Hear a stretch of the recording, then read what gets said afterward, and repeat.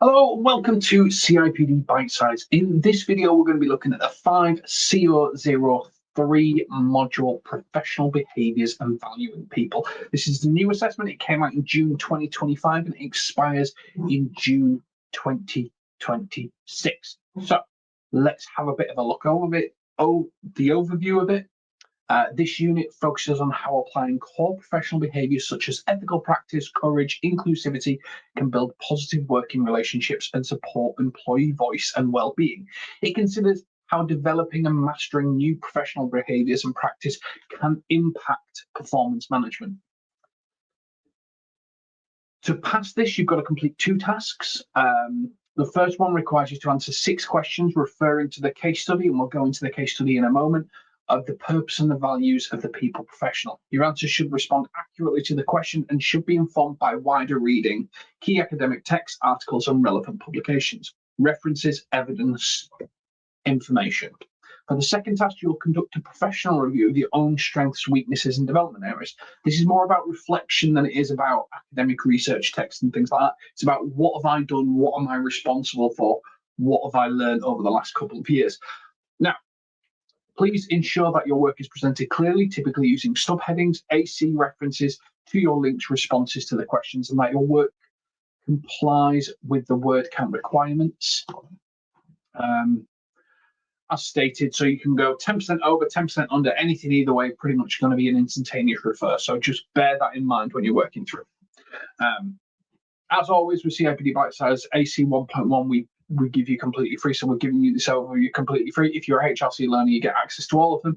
If you are not a HRC learner, but you want access to all our Bitesize videos, you can subscribe on our YouTube channel and you can gain access to all our videos that way.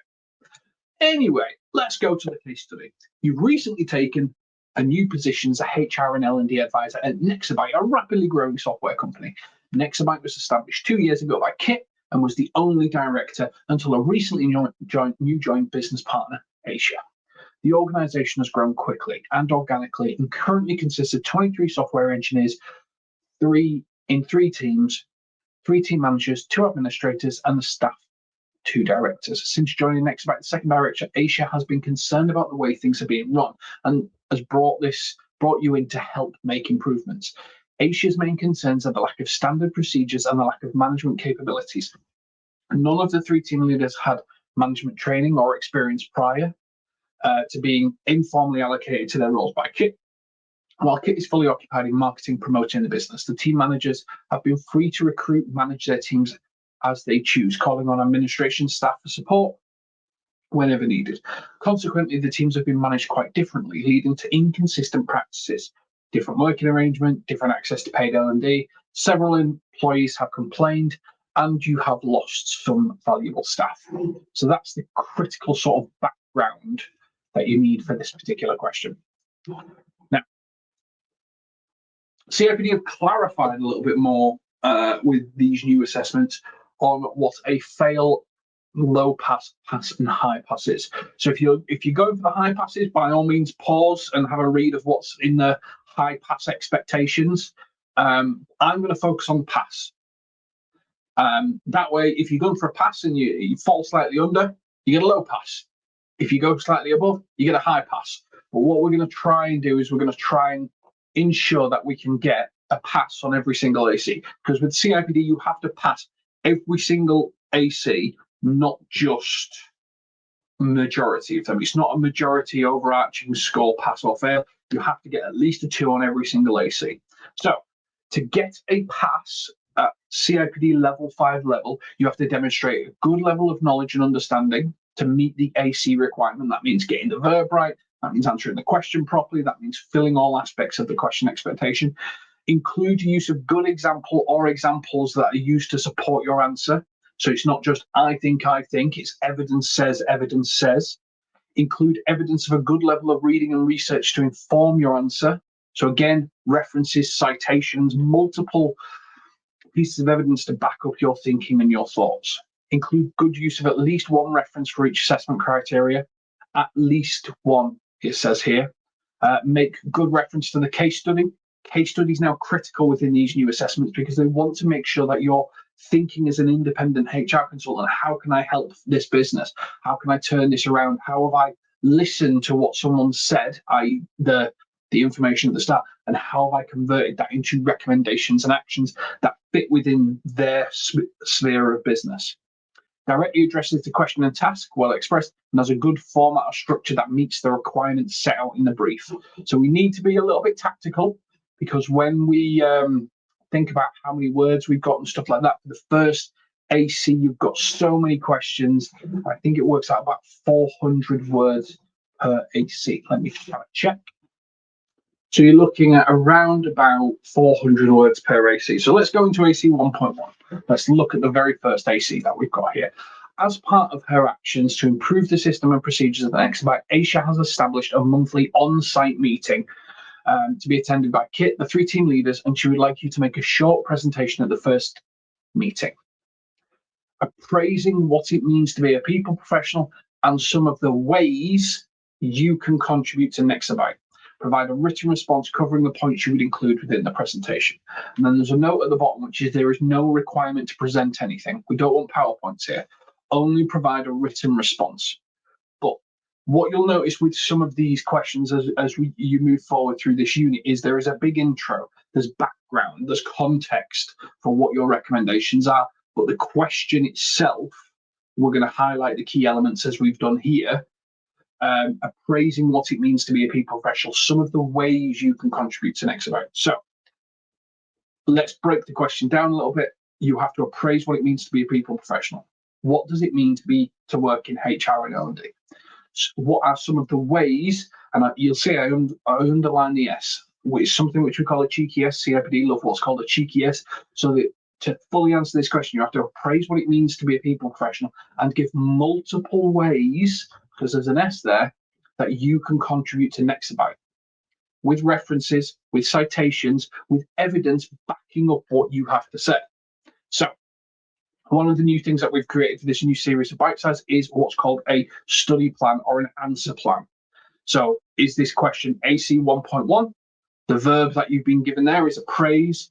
The scenario required, is a scenario required in this answer? The answer is yes.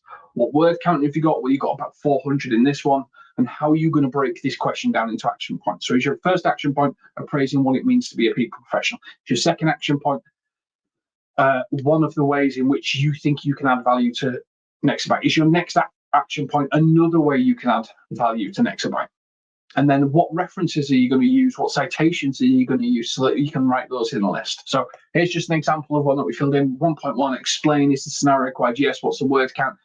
350. So you're going to explain the profession map, what it means. Your action point 2 is what it means. Then you've got your references. So this is just, by all means, pause, copy this, write it on a pad. This is something that you can steal. This is something that you can use. This is how I break down questions myself when I do these videos. I break down each of the questions into the action points and some of the recommended readings and bits and pieces like that. So by all means, steal my work. I want you to be able to approach this in a structured, formatted way. So these are the key things that I consider when I start to think about the question, which is what question is it? What is the verb? Because if you don't address the verb, you haven't fully answered the question. How many words have I got? Because you've got to be ruthless with your word count. You can get sucked into a question, write 500 words about it, and then really struggle when you get to the end because you've only got about 100 words. Action points. How am I going to break this question down? Am I going to break it down into 3 elements? Am I going to break it down into 4 elements, 1 element? Because once I break it down into the elements, I'm going to know how many words I can allocate to each element. So if I've broken it down into 3 action points, that's 170 words per action point if I've got 400 words. And I'm going to be that ruthless with my word count. I'm going to be that ruthless in tracking it. What am I going to use? What references am I going to use to back up my thinking? What am I going to throw in there to sort of go, okay, I'm going to use this, and I'm going to use this, and I'm going to use this. So with level 5, what we've created this year is a bit of a study plan or an action plan so that you can really sort of have an idea as to how you're going to approach this particular question. Now, we're not just going to give you an action plan and leave you on your way. We're going to give you some recommended reading of things that we think might help you come to a conclusion with this particular one. But and to start with, we're going to talk to you about the CIPD profession map. CIPD profession map is pretty much what CIPD believe it is to be a well-rounded and balanced HR professional. Go back to the question, makes sense. AI HR, why is human resources important? Well, that's what the purpose of the management meeting is. So why is it important? What evidence have you got to prove that it's important? Economic Times, why is HR important? So economic in terms of the balance of the business, performance of the business, what evidence can we get to prove that this is, in the best interests of the business? And that's what we want to get people focused on. Now, one of the things that we always do, and we're going to continue to do, is we close off with what is a fictitious scenario or a bit of an analogy of the question so that you can look at it from a different angle and you can look at it from a different perspective. So for this, we're going to ask you to imagine HR is a gardener. Sunflowers require constant care and attention to thrive in a contained environment. So the bonsai tree represents the people within the organization. They have the potential for great growth, but require very specific conditions to flourish. The gardener, this might be HR in this instance, and their job is to nurture and cultivate the talent within the organization. Growth, just like a bonsai, wouldn't thrive if left to its own devices. It grow in the wrong ways or structure, and it can have risks. So employees need guidance, development opportunities. HR provides training, mentorship, performance. You've got people growth. So HR fosters a positive work environment. That's looking after the soil, cultivating the soil, making sure that everything is correct in that types of things. And then you've got containment, but in a positive way. A bonsai pot restricts the tree's physical growth, but it also helps stronger root systems and define shape. Because sometimes if you just let everyone go, I want to spend, I want to spend, I want to spend, I want to spend, I want to buy, I want to invest, I want to do this, then you just end up burning through money, and it's not necessarily always going to be in the best interest of the business or in the best interest of performance. So maybe think about HR as a bit of a gardener looking after a bonsai tree that's in a pot. It's got specific growth. It needs specific growth patterns. It needs constant trimming, constant watering. It needs constantly looking after. It needs to decide when you move it from a smaller pot to a bigger pot.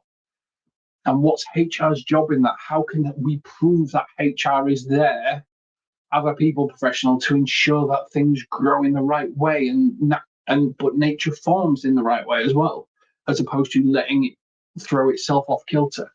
That's kind of how I want you to think about this sort of analogy, like how HR plays a crucial role in both individuals and organizations. The organizations support the individuals and the trees and the branches and everything that grows up. How do you cultivate an environment where everyone can thrive and everyone can get what they need, but without putting the organization out of whack? It's all about balance. How do you create that balance so that things can be successful? Absolutely best of luck with this particular question. I'm sure you'll do absolutely great, and we'll catch you on the next one. Take care.